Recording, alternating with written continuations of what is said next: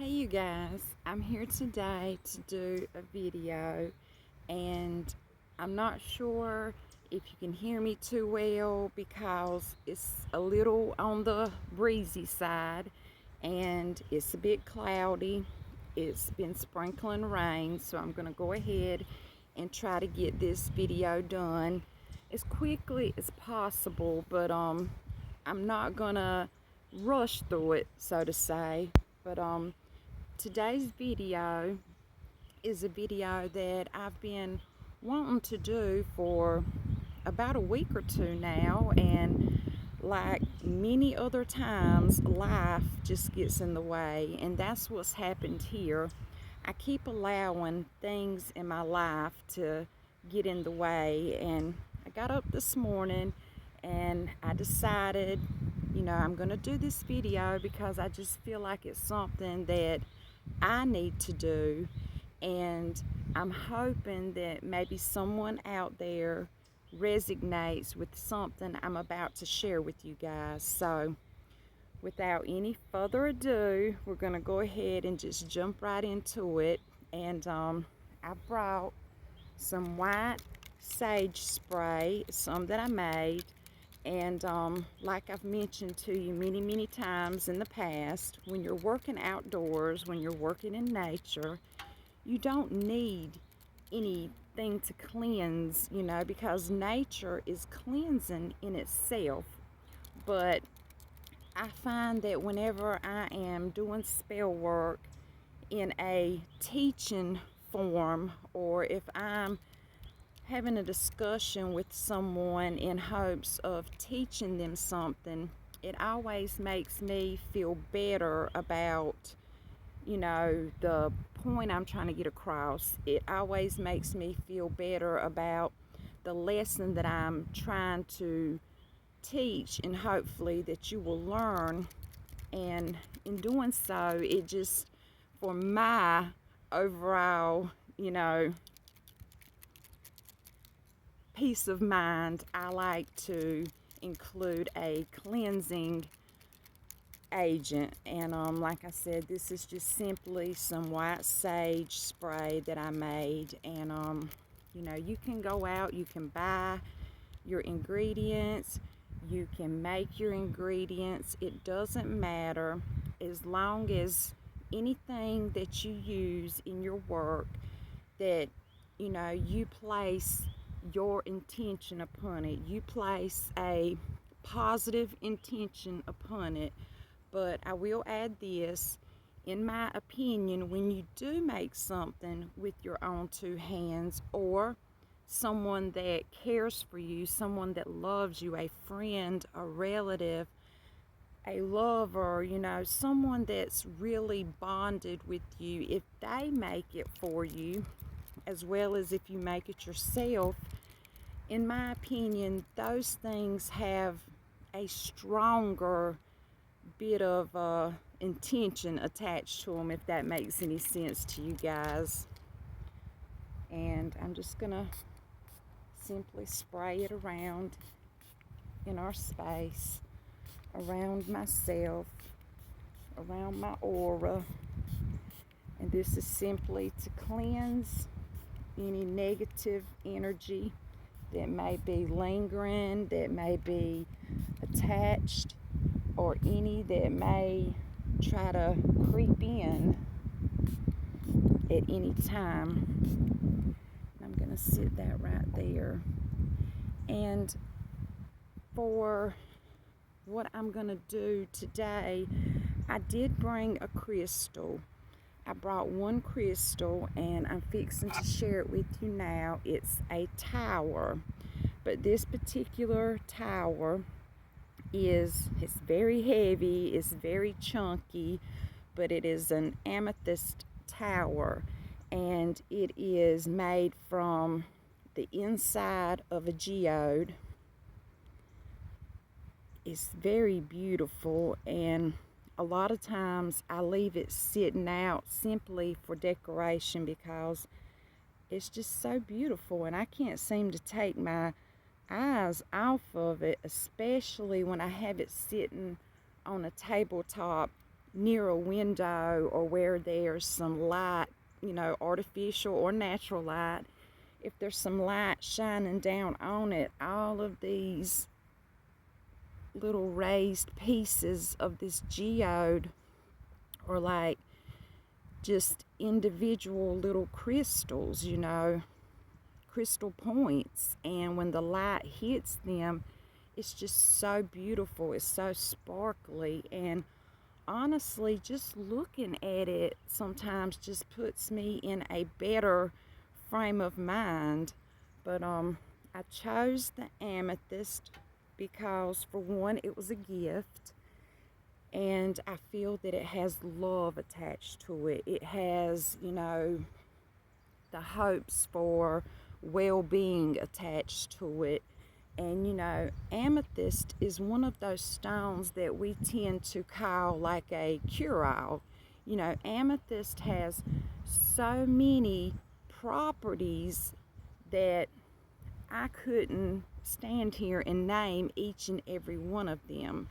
But what I would like to include it in our work today, the reason I'm including it is because of the fact that amethyst is a great piece to incorporate when you're working with your third eye, when you are doing any type of spiritual work. And when I say spiritual work, it could be spiritual of yourself, your own inner spiritual energy, or it could mean the spirit of a deceased loved one. It also has a great energy to calm you, to help you to, when you work, you don't just jump in, full force. It helps you to approach things, calmly. It helps you to approach things in a peaceful way, if you will. It's just, it makes you think before you act. My grandma used to refer to it as an old lady stone, and I guess the best way to describe that is it's one of those stones that's been around for many moons, and it's one of those stones that has many capabilities and possibilities. It has many strengths, it has much power. And sometimes we can look at it and it's so beautiful, it can mesmerize us. And then sometimes we can look at it and it doesn't seem like anything, extravagant or out of the ordinary. But let me tell you, it is. It can aid you in dream work, spell work, ritual work, meditation, healing. I mean, it's got you covered on any and every aspect of your spiritual work. So, like my grandma used to say about amethyst, it's one of those stones it's an old lady stone. It's been around for a long time. It knows a lot of stuff. And if we just slow down and listen, we can learn a lot from amethyst. So I had to bring amethyst. So I'm going to sit it up here.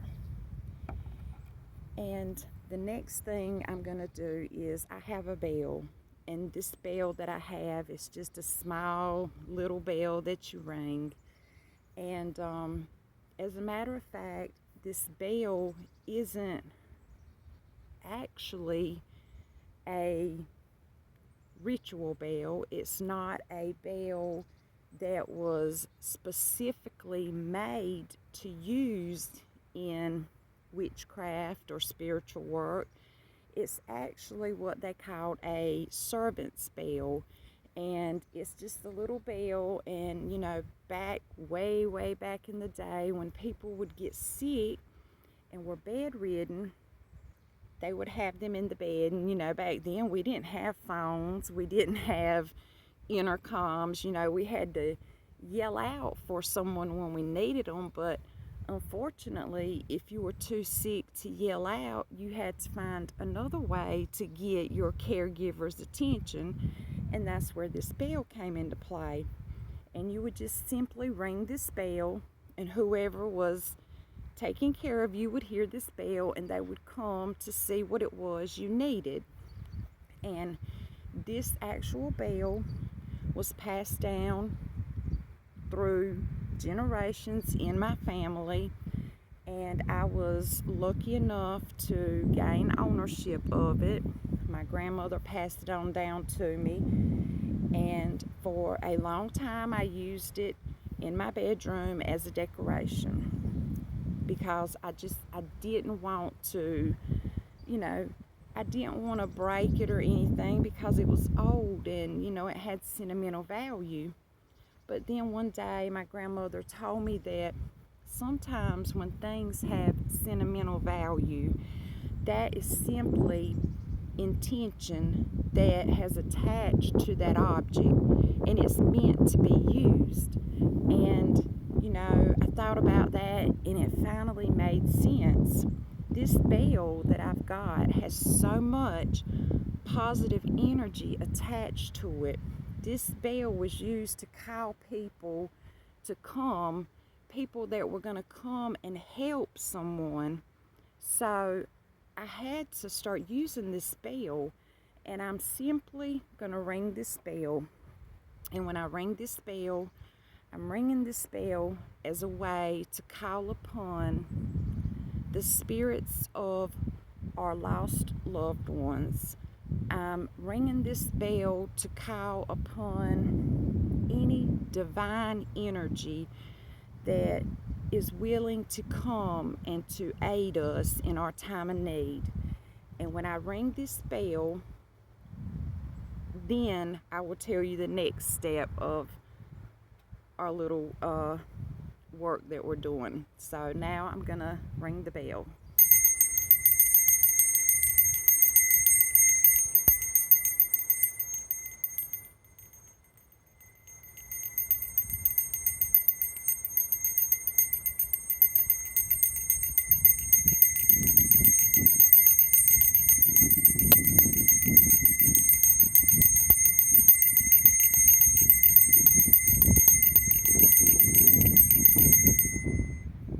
Gonna sit the bell up here beside our amethyst. And now for our next tool is simply this bubble wand. And when I say bubble wand, it's exactly that. It's a child's wand that you blow bubbles with. And what we're going to use this for is to carry out our needs, our desires. We're going to call out to the elements. We're going to ask the elements to lend us a hand. Element of air, we call to you to carry out our needs and our desires, to carry them out to the universe. We call to you, element of air, to carry out our needs and our desires to the divine, to the ones that have power over us and all, to the ones that have great wisdom and know what it is that we need, to the ones that have created us among other things in their likeness, from their heart, with their love. And we also asked that element of air carry out our desires to those that will bless us with the ability to overcome the past, to move forward, to find happiness, to regain love, and realize what it is our purpose is in this physical world. And now, as we blow a bubble, we're going to speak of things. It can be things you want to give thanks for. It can be things you want to forget about. This is all up to you. This is a type of release, a release of any and everything that does not serve you, that has hurt you. And it can also be a release of gratitude. It can be a release of, forgiveness. It can be a release of love. It can be a release of anything that your heart desires. When we do work, we don't have to do it to simply release negativity or release positivity. We can do a work and release whatever it is that we need to release. This is all about our release. Everyone's release is different, and that's what this is about. And if you don't have a bubble wand, that's fine. You can simply stand outside as the wind blows. You can stand outside in the rain. You can stand outside in the sunshine, in the moonlight. It doesn't matter. You just stand outside and you release. I'm simply using the bubble wand as an illustration purpose. And when you do this, in order to release, you have to be honest. You have to be honest with yourself, most of all. You have to be honest with the powers that be. You have to be honest with everyone, everything. You have to be honest. And I release the sexual abuse that I went through as a child. And you simply watch those bubbles as they go out, and when they land and they pop, you have released it. And you simply wait until each and every one of those bubbles has popped until you let go of your next release.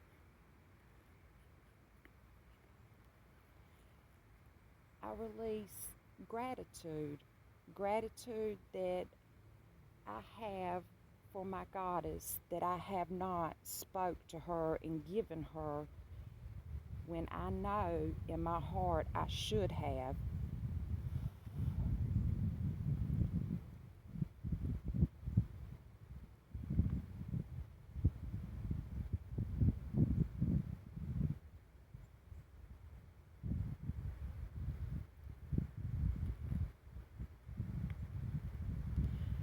I release the desire that I hold in my heart to move on to my new life. I release this desire in order to stop it from becoming anger. I release this desire and I ask for patience.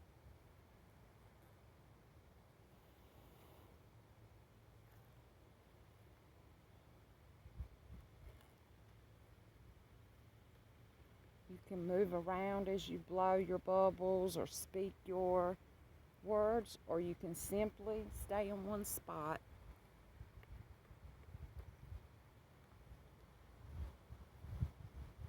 I release all the anger that I have for the people that have hurt me physically, emotionally, and even spiritually. I release that anger.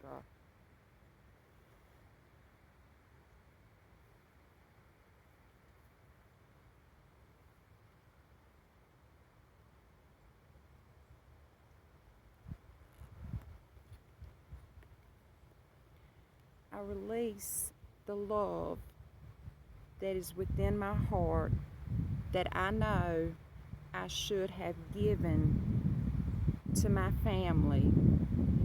And I did not, simply because I was hanging on to pain from the past. Things they did to me in my childhood: abuse, physical abuse, sexual abuse, mental abuse. I release the anger I have toward them in order to forgive them.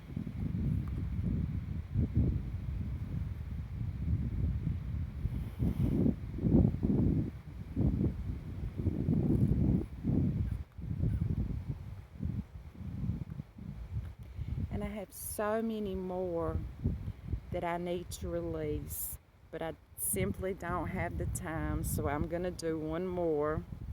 And this one is, I'm going to release any and all emotions that anyone watching this may be feeling, harboring, hanging on to. I release your pain. I release your jealousy. I release all that has been holding you back, that has been making you unhappy. I release you.